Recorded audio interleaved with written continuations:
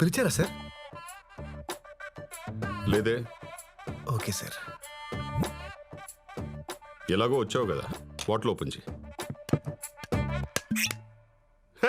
భలే తీసావే. మందు బాగా అలవాట? అయ్యో అదేం లేదండి, అప్పుడప్పుడు డిగ్రీలో ఫెయిల్ అయ్యాననే బాధలో తాగుతుంటాను. అదేంటో సార్, ఈ మధ్య నా బాధ రోజు వచ్చేస్తుంది. డిగ్రీలో ఫెయిల్ అయితే బాధపడకూడదు భీష్మ, లైఫ్లో ఫెయిల్ అయితే బాధపడాలి. రా కూర్చో. అయ్యో మీ ముందా? రోజు కారులో నా పక్కనే కూర్చుంటావు కదా. లాజిక్కే సార్, లాజిక్. కూర్చో.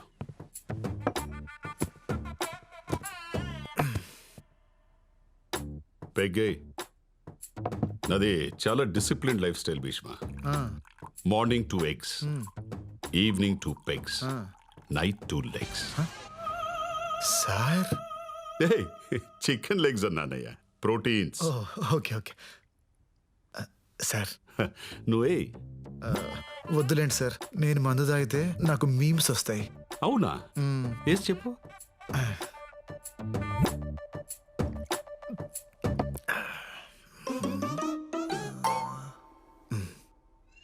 కింద పైన ఊపు, మా ఎసిపి సార్ తోపు. బాగుందయ్యా, ఇంకోటి చెప్పు. 1 minute సార్, ఐస్ క్యూబ్స్ తీసుకురా వెళ్ళు.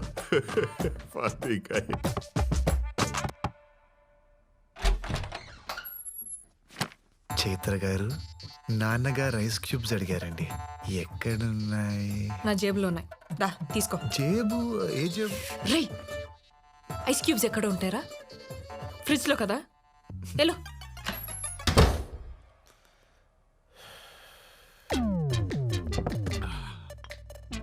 ఐస్ ఎక్కడ? దారిలో జలుబు చేస్తుందేమో అని డౌట్ వచ్చి వెనక్కి వచ్చాను సార్. ఈసారి ఊపడాలు కాకుండా ఏదైనా పవర్ఫుల్ గా చెప్పు. పవర్ఫుల్ గా అంటే హీరో హోండా స్ప్లెండర్. ఏంటే హీరో హోండా స్ప్లెండర్, మా ACP sir thunder. Super timing sir. మందు తాగేటప్పుడు ఇలాంటి ఎంటర్టైన్మెంట్ మిస్ అయ్యానరా. ఇంకా చెప్పు. 1 minute సార్, సోడా తీసుకొస్తా. తాగు. తీసుకో సార్. చెప్పు. చిప్స్ తీసుకో. థండర్. Sir pickle. నువ్వు వెళ్ళడానికి డిసైడ్ అయ్యావు కదా, దొంగ. హలో. ఓకే. మరేమో ఏంటి? నాన్నగారు మందులోకి పికిల్ కావాలన్నారు. ఎక్కడా అని. ఏంట్రా నీ ప్రాబ్లము? సారే అడిగారు. నాన్న ఐస్ క్యూబ్స్ వాడరు, పిక్కలు తినరు. ఇంకొకసారి ఆయన పేరు చెప్పి డిస్టర్బ్ చేస్తే గన్ నోట్లో పెట్టి కాల్ చేస్తా. నీ లవ్ స్టోరీ ఎంతవరకు వచ్చిందిరా? ఖచ్చితంగా ఒకే పోతుందన్న, కానీ పాపం ఆ జేపీ అంకుల్ పరిస్థితి తలుచుకుంటేనే జాలేస్తుంది. జేపీయా? వాడికేమైంది? నన్ను ఏసీపీ దగ్గర జాయిన్ చేశాడు కదా, ఆయన కూతురే నాన్న ఈ అమ్మాయి. నైస్.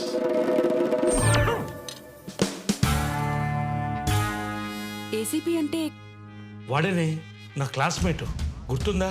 చిన్నప్పుడు వీడు వాళ్ళ అమ్మాయిని ముట్టుకున్నాడని గొడవపడి అంత రచ్చ చేశాడు, కొట్టుకు సత్యం. ఇప్పుడు ఈ విషయం తెలిస్తే ఏమవుతుందో అని భయంగా ఉంది.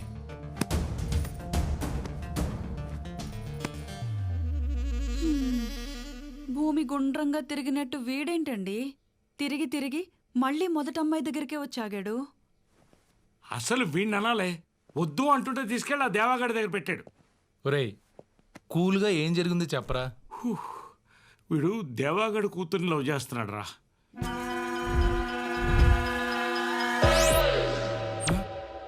Cool. Today we all are here to discuss about what should be the future of Indian farming. అది కెమికల్ ఫార్మింగా లేదా ఆర్గానిక్ ఫార్మింగా? ఈ విషయంపై మాట్లాడడానికి ఈ రోజు మన ముందున్నారు ప్రోగ్రామ్ అయిపోతుంది. Field science MD mister Raghavan గారు, అలాగే భీష్మ ఆర్గానిక్స్ ఎండి శ్రీ భీష్మ గారు.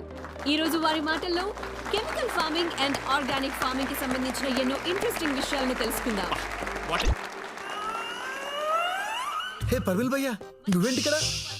ఆ విషయం నేను అడగలరా? ఆయన నువ్వేంటి ఇక్కడ? షో కోసం వచ్చావా? షో కోసం నేను ఎందుకు వస్తాను భయ్యా? ఆ అమ్మాయి కోసం వచ్చాను. బాగుంది కదా భయ్యా? నువ్వు ఈ విత్తనాలు చల్లడం ఆపవారా? నువ్వు చేసిన పనికి నా జాబ్ పోయి నా క్వాలిఫికేషన్ కంటే తక్కువ నేను జాబ్ తీసుకొని ఫీల్డ్ సైన్స్ కంపెనీలో జాయిన్ అయ్యా. ఏం పంట వేసావు పెద్దయినా? మిర్చి వేశానయ్యా. ఎరువులు వేసావా లేక దేవుడి మీద భారం వేసావా? మీ కంపెనీ ఎరువే వాడానయ్యా. చేతి నిండా పంట వచ్చింది. చాలా సంతోషం అయ్యా. మనం ఏం చేసినా రైతుల సంతోషం గురించే కదా భీష్మ గారు. ఇంతకంటే ఏం కావాలి?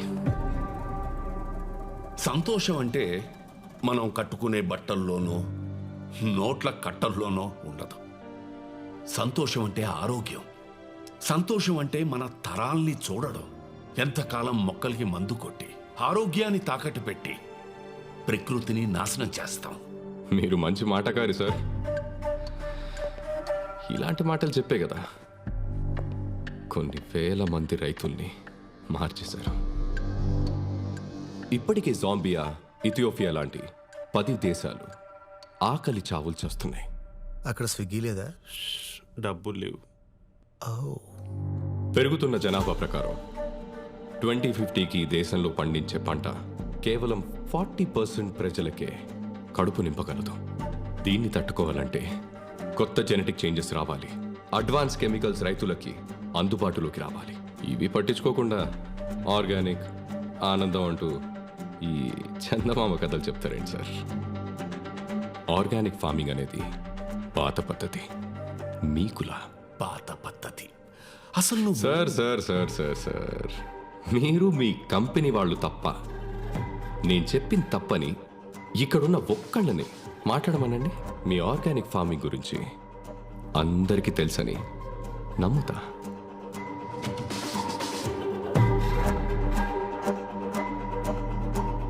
భయ్యా ఇప్పుడు ఆ అమ్మాయిని ఇంప్రెస్ చేయాలంటే ఏం చేయాలి? నువ్వు మాట్లాడరా?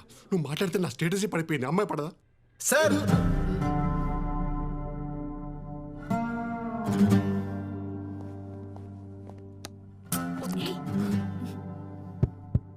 Check check. ఏంటి ఇప్పుడు పాట పాడతాడా?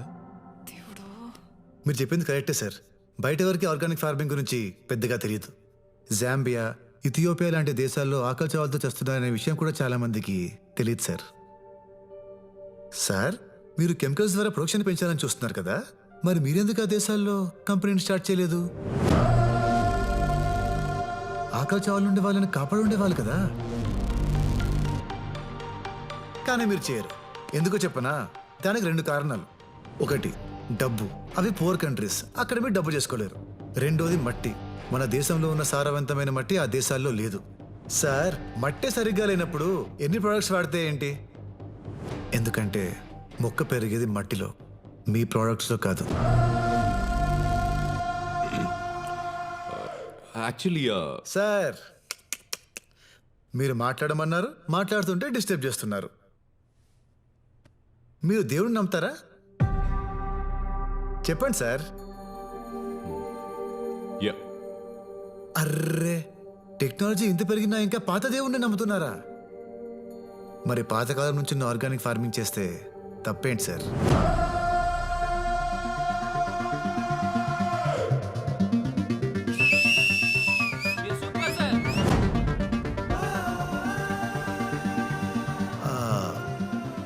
మన వేదాల్లో, మనుస్మృతి లాంటి గ్రంథాల్లో బీడు భూమిని కూడా బంగారంలో మార్చగల ఆర్గానిక్ ఫార్మింగ్ గురించి అప్పుడే రాశారు.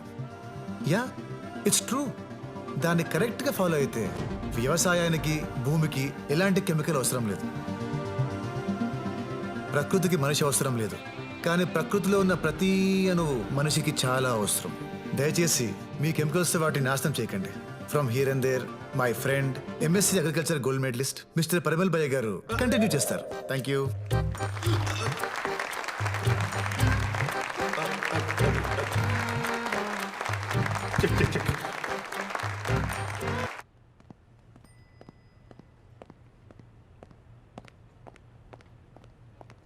భీష్మ నీకు ఆర్గానిక్ ఫార్మింగ్ గురించి ఎలా తెలుసు? ఆ రోజు మీరు బుక్స్ ఇచ్చారు కదా, సో చదివేశాను. అన్ని బుక్స్ చదివావా? దేనికి? అంటే మీకు ఆ సబ్జెక్ట్ ఇష్టమని. ఓ, నాకు ఇష్టం కాబట్టి నన్ను ఇంప్రెస్ చేయడానికి నేర్చుకున్నా, అంతేనా? అయ్యో అలా ఏం లేదండి. లవ్ చేస్తున్నావా? అయ్యో అలాంటిదేం లేదండి. ఏదో ఆ సబ్జెక్ట్ మీకు ఇష్టమని నేనేదో. సర్లేండి, నేను కిందుంటాను, మీరు వచ్చేయండి. I love you.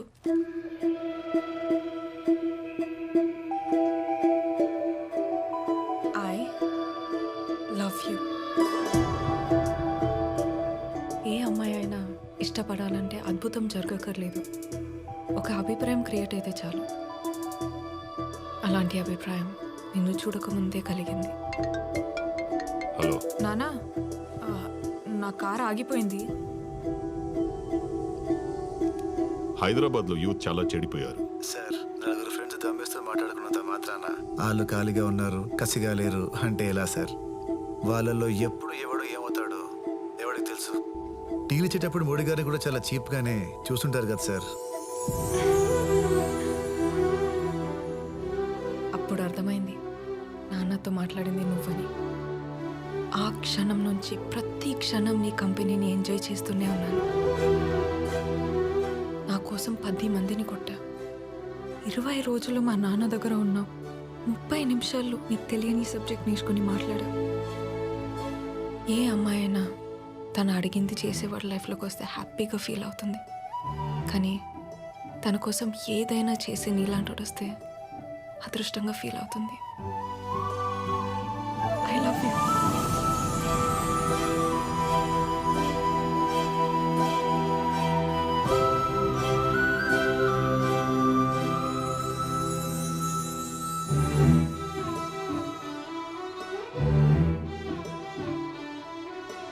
వదలవా? లైఫ్ లాంగ్ వదలను.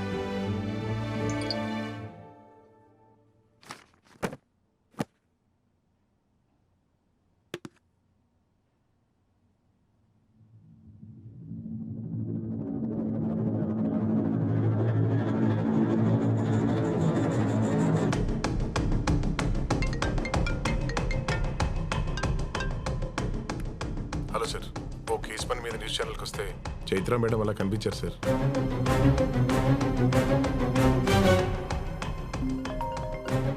వీడు ఫోన్ చేస్తున్నాడేంటి? అమ్మో, నేను ఎత్తాను.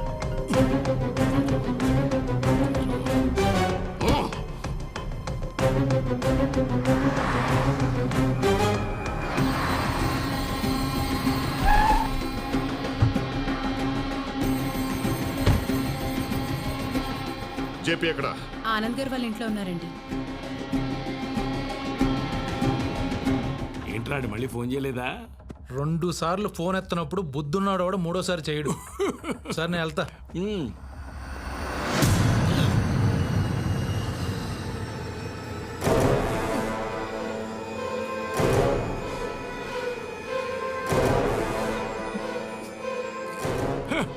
ఏమిట్రా అక్కడే ఆగిపోయావు?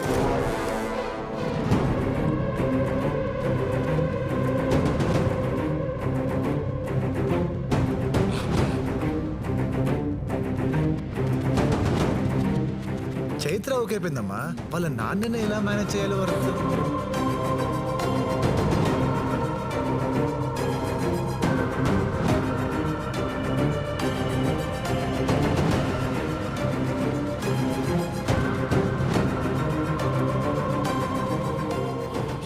చిన్నప్పుడు నా కూతురు జోలికొస్తే తిట్టానని పగపట్టి నీ కొడుకుని నా కూతురు మీదకి పంపావా? ఇదంతా నువ్వు ఎగ్జిక్యూట్ చేస్తున్నావా చెప్పి? అది కదా నా మాట. వాడి మొహం చూస్తేనే నాకు నచ్చదు. అలాంటిది వాడి కొడుకుని నా అల్లుడుగా చేసుకుంటానని ఎలా అనుకున్నావు? సార్, చిన్నప్పుడు ఏం జరిగిందో నాకు గుర్తులేదు, కానీ చైత్ర అంటే నిజంగా నాకు చాలా ఇష్టం సార్. ఏంటో ఏంటో చాలా ఇష్టం. నువ్వేంటి, నీ బతుకేంటి? ఆనందం అంటే నచ్చినట్టుండడం అని, ఏది సాధించకుండా ఖాళీగా మిగిలిపోయిన వేస్ట్ రా వీడు. వీడి కడుపున పుట్టిన వేస్ట్వి నువ్వు. రే, ఏంట్రా చూపు? నా కూతురు కావాల్సి వచ్చిందా? తన రేంజ్ ఏంటో తెలుసారా నీకు? ఏసీపీ కూతురు అయింది కూడా ఏ రికమెండేషన్ లేకుండా భీష్మ ఆర్గానిక్స్ కంపెనీలో టాప్ పొజిషన్లో ఉంది. She is an independent woman. నువ్వు డిగ్రీ కూడా పాస్ అవ్వని బొరంబోకు. అది పని చేసే కంపెనీలో వాచ్మెన్ గా కూడా పనికి రావు నువ్వు. నీకెందుకు రావు? అబ్బా ఏమన్నా వాడు వాచ్మ్యాన్ గా పనికిరాడా? వాచ్మ్యాన్ గా పనిచేయాల్సిన కర్మ వాడికేంట్రా? ఆ కంపెనీ వారసుడే వాడైతే.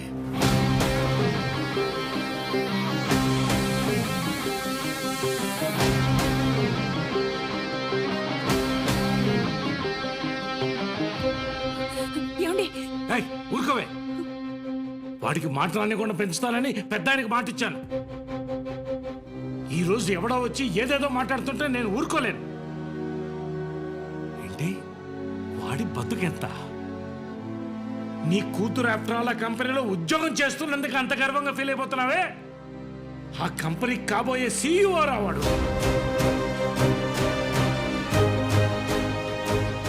Bhishma organic company chairman Bheeshma గారి ఒక్క మనవడు.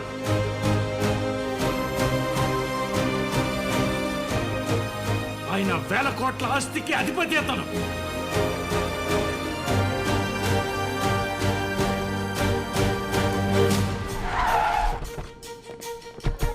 సార్, అంత పెద్ద కంపెనీకి కాబోయే సీఈఓ మీరు ఎలా ఫీల్ అవుతున్నారు sir?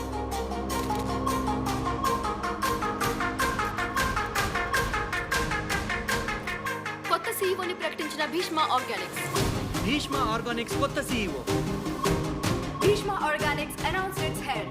Bhishma Organics next CEO కూడా భీష్మనే.